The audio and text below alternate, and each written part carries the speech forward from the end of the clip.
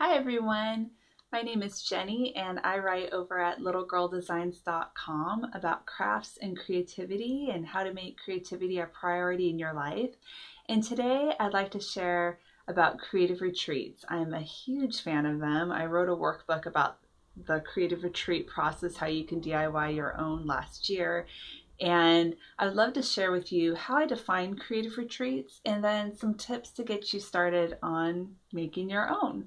So, first, I define a creative retreat as any amount of time you take to work on your creative projects or your creative endeavors. And the reason I do it that way is because a lot of us define a creative retreat or a retreat of any kind for that matter as something that's a mountaintop once in a while experience.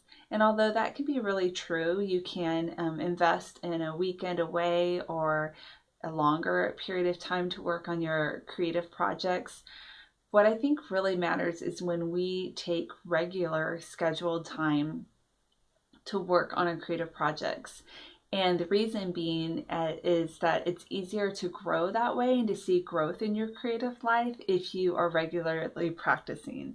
So if you, let's say you like to write and you would love to write a novel someday, if you only take a writer's retreat conference once a year and that's the only time you're really writing, you're not going to finish that novel anytime soon. Whereas if you worked once a week or every morning for a short amount of time, you would see slowly but surely the amount that you're working on would completely add up into a book. So that's kind of an easier example, but the creative practice as a whole, if you're not practicing, you're not going to get better and you're not going to grow and be able to explore all of these wonderful things that are out there in the creative world. So I would love you to be able to experience this. One of the ways that you can get started, or the first way you can get started, is simply to take a piece of paper and write out 5 to 10 things that make you happy, that you love to make, that you love to do. Just write them out, just spur of the moment. It could be something as simple as taking a walk or going out in nature somehow, maybe taking a hike, sipping coffee, knitting, writing. You write it down, whatever it is that makes you really happy. And when you're finished with that, the second step is to pick one of those things, just one. Now, if it's sipping coffee, you're allowed to choose 2 because you might want to sip some coffee and write, right? But you might also want to just sip some coffee and enjoy the quiet. So that could be a retreat in itself too. So the second step is to choose one thing. And the third step is to make time in your calendar for it. It might be something where you need to work on your lunch break on something. You can knit in the car or write in the car during your lunch break. You could get up a little earlier. Maybe you can work during your children's nap time, or just find something, maybe get up on a Saturday morning before everyone else is up. Just find a little pocket of time that's between 20 minutes and 2 hours, 2 hours being the long one, but 20 minutes is a good, easy win for you. And put it on your calendar, write a reminder, and if needed, definitely give yourself a reward. I'm a big fan of rewards.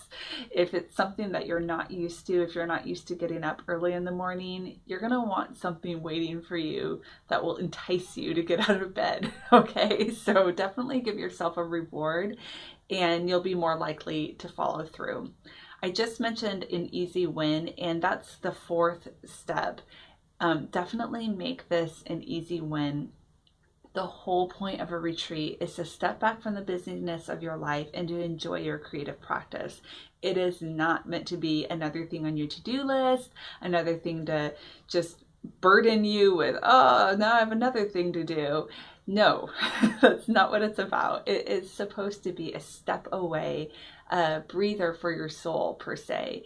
And I really, really think that when we make these easy wins for ourselves, when we make these enjoyable, give ourselves rewards, we're going to start taking them a lot more often. And honestly, when you start taking creative retreats, you're going to wonder why you didn't start earlier, because they're so much fun. I mean, you're doing things you love. It fills up your soul. It puts a smile on your face, and it's just so much fun. So I highly, highly recommend them. If you'd like more information about creative retreats, visit my blog at littlegirldesigns.com, and you can see along the sidebar, the left side of the website, there's some little images that you can click and learn some more about that. But if not, I hope this helped you and that you have a wonderful and creative day.